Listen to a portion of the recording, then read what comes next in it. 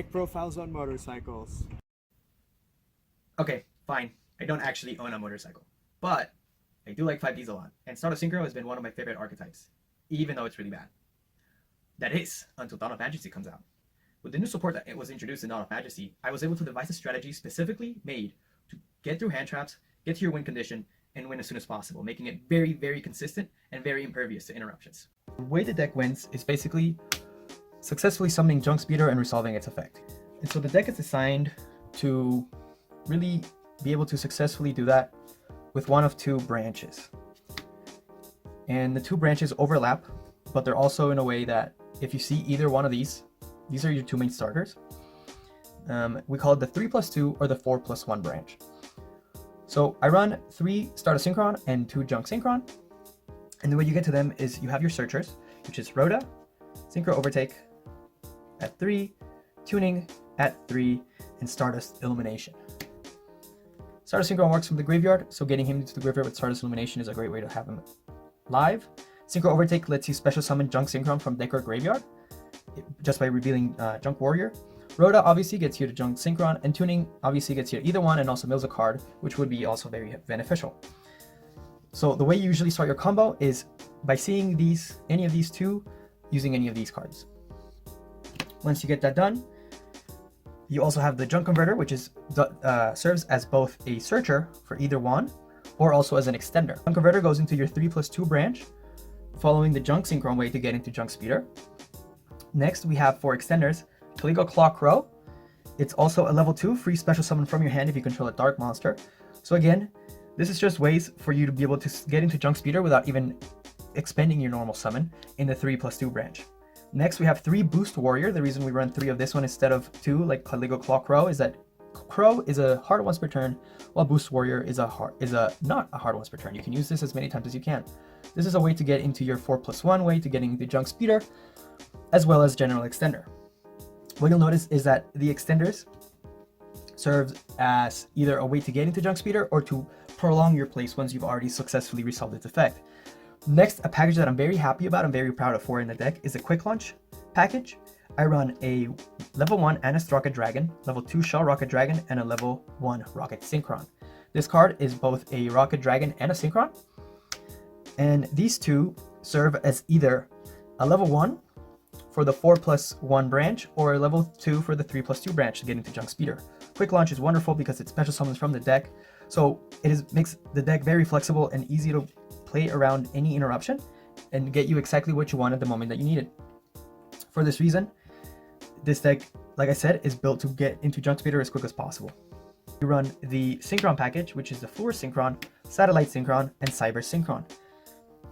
Fluor Synchron is very good because when it's used for Synchro Summon, you get to special summon a level 2 or lower monster from your hand.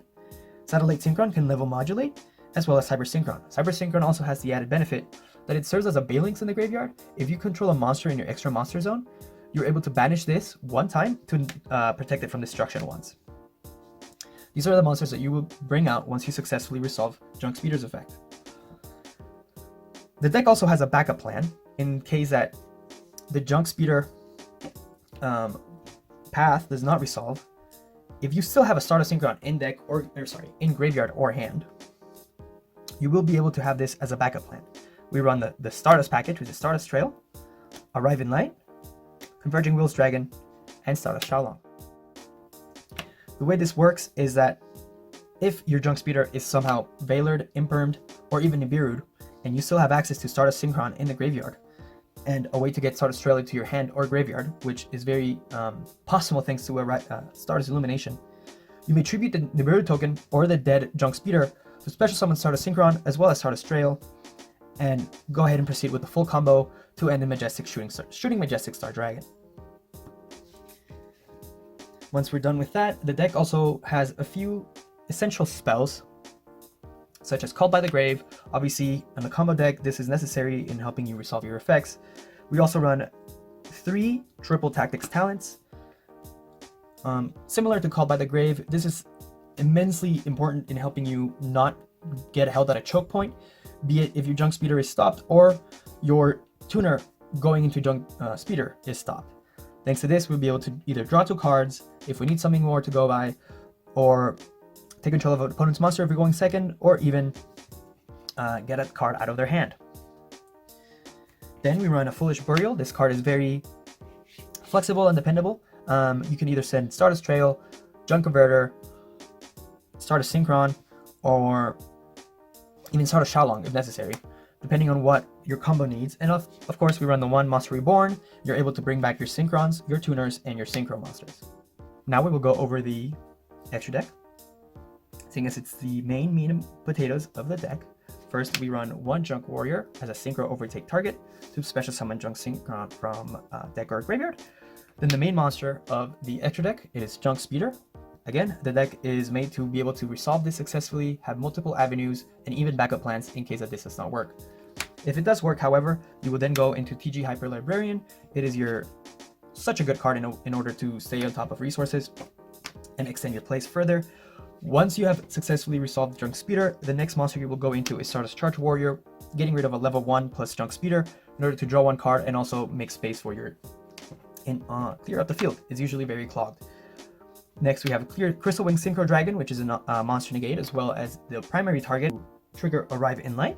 And we also have Stardust Dragon, which is a secondary target, and we usually try to summon him after we've already put Stardust Shalong in the graveyard, which is why we summon Crystal Wing Synchro Dragon first. One of the most important cards in the extra deck as well is Garden Rose Maiden. This card has the effect that if you banish it from graveyard, you will be able to special summon a Dragon Synchro monster from graveyard. So you can either bring back the Crystal Wing Synchro Dragon that you already used as a material, or you'll be able to save it for next turn in case they're somehow able to spend enough resources to get over your boss monsters to just bring them back and be in a winning position. Alongside Garden Rose Maiden, we run Psy-Frame Lord Omega. This monster not only helps generate advantage by taking cards out of our opponent's hand, it also has the added benefit of being able to put a monster that's banished back in the graveyard, making Garden Rose Maiden a tool that keeps us giving pluses every turn, always putting it live. Next, we run a Bloody Rose Dragon. This card is instrumental because sometimes you do not have a level 2 non-tuner to go into Shooting Majestic Star Dragon, but you do have a level 2 tuner. So you use the level 2 tuner and the dragon to go into this, and then the Converging Wills Dragon and Bloody Rose Dragon to go into Shooting Majestic Star Dragon. This card is the main boss monster of the deck. It is very strong and reliable. It does not take many resources, as most of them are searchable on their own, and it's also very easy to recur with help of Garden Rose Maiden.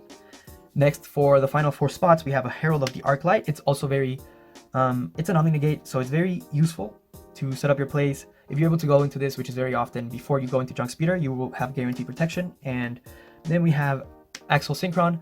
This level 5 can level modulate. It's also a Synchro Tuner and has the ability to quick effect Synchro Summon during your opponent's turn, which is why it's very useful to go into either Satellite Warrior to destroy cards on the field on your opponent's turn for a massive interruption and become a huge body on the field, or the final boss monster, Cosmic Blazer Dragon, which is very common to get into as well, given the leftovers that you have after you got into Shooting Majestic Star Dragon. Ending on a board of Cosmic Blazer Dragon plus Shooting Majestic Star Dragon is very strong, and it's what this deck is able to do very consistently, and really just say no to whatever your opponent has in mind. So there you have it. That's the deck. If you liked it, make sure you try it out. Tell me what you think about it. Make sure you subscribe to see more from me, and make sure to leave a like. Thanks a lot for watching.